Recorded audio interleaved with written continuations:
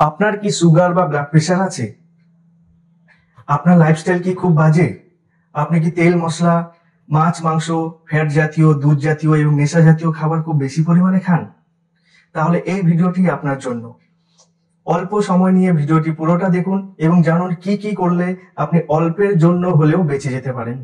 CVA, সেরিব্রোভাস্কুলার accident, যাকে আমরা এক কথায় স্ট্রোক বলে জানি। স্ট্রোক আসলে কি? ব্রেনের ব্লাড সাপ্লাই কমে যাওয়া বা বন্ধ হয়ে যাওয়া। মেইনলি দুই ধরনের স্ট্রোক হয়, এক ইসচেমিক স্ট্রোক, দ্বিতীয় হেমোরেজিক স্ট্রোক। ইসচেমিক স্ট্রোক কখন হয়? যখন ব্রেনের আর্টারি সরু হয়ে যায় বা আর্টারির মধ্যে রক্ত বা নোংরা জমে আর্টারি বন্ধ বা পুরোপুরি ব্লক হয়ে যায়। আর্টারি ব্লক হয়ে গেলে রক্ত ব্রেন পর্যন্ত পৌঁছাতে পারে না, ফলে ব্রেনের যে পার্ট ড্যামেজ হয় সেই পার্ট আর কোনো কাজ করে না। এর ফলে বডির যে কোনো একদিক প্যারালাইসিস হয়ে যায়। খুব সহজে বলতে গেলে, ধরুন একটা জলের পাইপ, এবার পাইপের ভেতর যদি নোংরা জমে যায় তাহলে পাইপ ব্লক হয়ে যাবে এবং সেখান থেকে জল পাস হবে না, এবং যেখানে জল পৌঁছানোর কথা সেখানে জল পৌঁছাবে না, ফলে সেখানকার সবাইকে জল ছাড়াই থাকতে হবে। এবং জল ছাড়া কি কি প্রবলেম হতে পারে সেগুলো আমরা সবাই জানি। এই সেম ঘটনা ব্রেনের ক্ষেত্রেও হয়। সেকেন্ড হলো হেমোরেজিক স্ট্রোক। কখন হবে এই স্ট্রোক? যখন ব্রেনের ব্লাড ভেসেল বার্স্ট হয়ে যায় বা ফেটে যায়। এর ফলে ব্রেনে ব্লিডিং বা রক্তক্ষরণ হবে এবং ব্রেনের পার্ট ড্যামেজ হবে, যার ফলে ব্রেন ঠিকঠাক ভাবে কাজ করবে না এবং বডির এক সাইড প্যারালাইজ হবে। ঠিক যেমন জলের পাইপ, যদি জলের পাইপ ফেটে যায় তাহলে কি হবে? জল চারদিকে ছড়িয়ে পড়বে এবং জল সাপ্লাই বন্ধ হয়ে যাবে। স্ট্রোক অনেক কারণে হয়, কিন্তু মেইন তিন কারণ হলো: নাম্বার এক, খুব বাজে লাইফস্টাইল, অর্থাৎ যাদের শরীরে কোনো ফিজিক্যাল অ্যাক্টিভিটি নেই বা যারা কোনো এক্সারসাইজ করে না, এবং যারা খুব বেশি পরিমাণে ফ্যাট জাতীয়, দুধ জাতীয় এবং তেল মশলা জাতীয় এবং নেশা জাতীয় খাবার খুব বেশি পরিমাণে খায়, তাদের শরীরে খুব বেশি পরিমাণে নোংরা জমে যায়। এবং বাকি দুই কারণ হলো ডায়াবেটিস বা সুগার এবং ব্লাড প্রেশার। যাদের সুগার বা বিপি আছে এবং যারা এগুলো কন্ট্রোল করে না, তাদের স্ট্রোক হওয়ার চান্স খুব বেশি। সিমটমস: স্ট্রোক হওয়ার পর কি কি হতে পারে?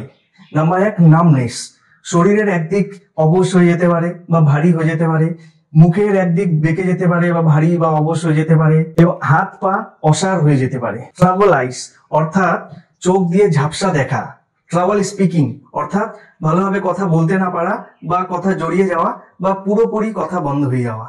কনফিউশন, অর্থাৎ যে কোনো ব্যাপারে কনফিউজড হয়ে যাওয়া। প্যারালাইজড হওয়া, হাত পা খুঁজে না পাওয়া, বুঝতে না পারা, কাউকে চিনতে না পারা ইত্যাদি হতে পারে। প্যারালাইসিস, অর্থাৎ বডির যে কোনো একদিক প্যারালাইজড হয়ে যাওয়া বা কাজ না করা, ব্যালেন্স কমে যাওয়া, মাসল পাওয়ার কমে যাওয়া, হাঁটাচলা করতে না পারা ইত্যাদি। রিস্ক ফ্যাক্টরস অর কজ, অর্থাৎ কি কি কারণে স্ট্রোক হতে পারে? Blood pressure, high blood pressure. Normal blood pressure 120/80। বয়স হিসাবে বিপি চেঞ্জ হয়। আপনার যদি মনে হয় আপনার ব্লাড প্রেশার এর থেকে বেশি, তাহলে আপনার উচিত কোনো ডক্টরের সাথে আপনার কনসাল্ট করা। ডক্টর আপনাকে বলে দেবে আপনাকে ওষুধ নিতে হবে কি নিতে হবে না। আমাদের ইন্ডিয়াতে কিন্তু বাড়ির আশেপাশে সবাই ডক্টর, কেউ জন্মগত ডক্টর তো কেউ হাতুড়া ডক্টর। এই কথা বলার কারণ হলো, অনেকে আপনাকে বলতে পারে এটা করুন বা ওটা করুন, এতে আপনি পুরোপুরি ভাবে সুস্থ হয়ে যাবেন এবং এতে কোনো ওষুধ লাগবে না, কারণ ওষুধে তো সাইড ইফেক্টস আছে। অনেকে বলবে 130, 140, 150 এসব তো নর্মাল, ডক্টর দেখানোর কোনো প্রয়োজনই নেই।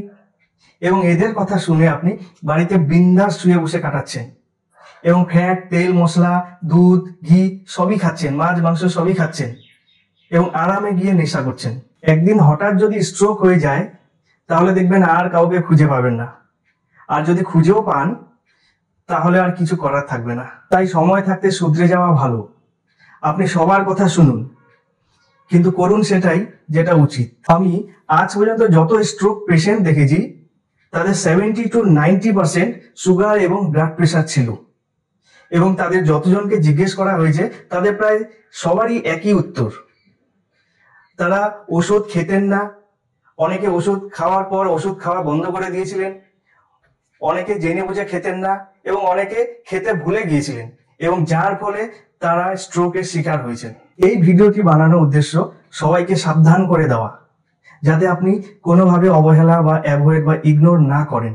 এখন চিকিৎসা বিজ্ঞান অনেক উন্নত, তাই আপনি যা করবেন খুব ভেবে চিন্তে করবেন এবং আমার মতে কোনো ডক্টরের পরামর্শ মতোই আপনার চলা উচিত। এছাড়াও আরো অনেক কারণ আছে, তার মধ্যে এক হলো স্মোকিং। স্মোকিং কতটা ভয়ঙ্কর তা আমি পরের টপিকে আলোচনা করব। আপনি যদি স্মোকিং করে থাকেন তাহলে আপনি এখন থেকেই হার্ট অ্যাটাক, স্ট্রোক এবং ক্যান্সার এসব থেকে সাবধান হয়ে যান। ডায়াবেটিস, সুগার থেকে স্ট্রোক হওয়ার চান্স খুব বেশি, তাই আপনি শরীরে বা লিভারে কোনোভাবে ফ্যাট জমতে দেবেন না, যা আপনার ধীরে ধীরে সুগার লেভেল বাড়িয়ে দেবে এবং আপনি স্ট্রোকের শিকার হয়ে যাবেন। হাই কোলেস্টেরল, আপনি কি জানেন আপনার শরীরের কোলেস্টেরল লেভেল কত? না জানলে এখনই জেনে নিন। তারপর আপনি এখন থেকেই আপনার কোলেস্টেরল লেভেল মেনটেন করা শুরু করুন, না হলে ভবিষ্যতে আপনার চরম বিপদ।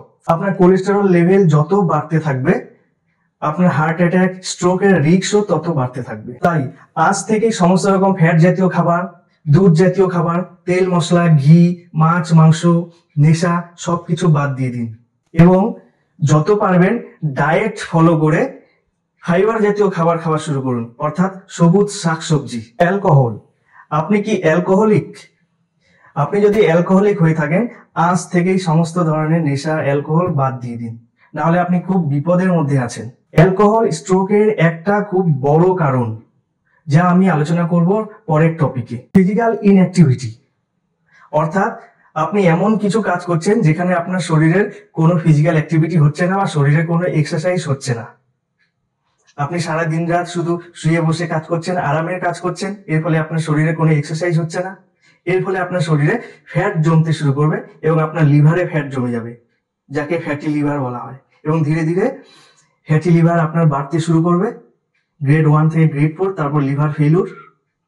এভাবে আপনার শরীরে নানা ধরনের নোংরা জমতে শুরু করবে, যার ফলে আপনি বিভিন্ন রোগের শিকার হবেন।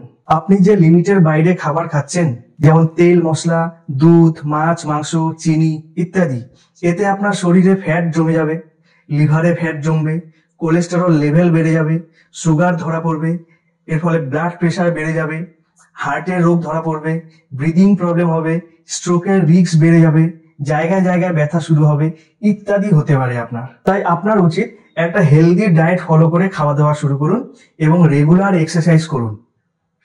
অনেকে বলে আমি তো সারাদিন কাজ করি, না তাতে হবে না, কারণ এক্সারসাইজ অনেক ধরনের হয়, যা আমি পরের টপিকে আলোচনা করব। আপনি আপাতত ডেইলি 1 থেকে 1.5 ঘন্টা সকাল বা বিকেলে এক্সারসাইজ করা শুরু করুন। কি কি করবেন? জগিং, রানিং, দৌড়ানো, স্কিপিং করতে পারেন, সাইক্লিং করতে পারেন, cardio exercise, endurance exercise, fat burn exercise ইত্যাদি, বা জিমও করতে পারেন আপনি। কিন্তু রেগুলার এক্সারসাইজ আপনাকে মিনিমাম 1 থেকে 2 ঘন্টা করতেই হবে, তাহলে হয়তো আপনি অনেকটা সেভ হতে পারবেন। ওয়েট বা ওজন, আপনার বর্তমান ওয়েট যত, আপনি চেষ্টা করুন তার থেকে 10 কিলো ওয়েট কম করার এবং এভাবে ধীরে ধীরে 50 থেকে 60-এর টেবিলে আসার চেষ্টা করুন। তেল মশলা, দুধ, মাছ, মাংস, চিনি এবং লবণ যতটা পারবেন কম খান বা একেবারেই খাওয়া বন্ধ করে দিন এবং একটা হেলদি ডায়েট ফলো করে নিয়মিতভাবে ফাইবার জাতীয় খাবার অর্থাৎ সবুজ শাকসবজি খাওয়া শুরু করুন। সব শেষে বলবো, একবার অবশ্যই ডক্টরের সাথে পরামর্শ করুন এবং ধীরে ধীরে আপনার নিজের লাইফস্টাইল চেঞ্জ করুন, যা আপনাকে মহা বিপদের হাত থেকে বাঁচিয়ে তুলতে পারে। আর যাদের অলরেডি স্ট্রোক হয়ে গেছে, যারা অলরেডি প্যারালাইজড হয়ে আছেন, তাদেরকে এবং তাদের ফ্যামিলিকে আমি বলবো অতি শীঘ্রই কোনো ফিজিওথেরাপিস্টের সঙ্গে যোগাযোগ করুন। হ্যাঁ, যত তাড়াতাড়ি আপনি ফিজিওথেরাপিস্টের পরামর্শ নেবেন ততটাই আপনার সুস্থ হওয়ার পার্সেন্টেজ বেড়ে যাবে। তো আজকের টপিক এই পর্যন্তই। ভালো লাগলে সাবস্ক্রাইব এবং ফলো করে সাথে থাকবেন। দেখা হবে অতি শীঘ্রই নেক্সট টপিকে। ততক্ষণে টাটা।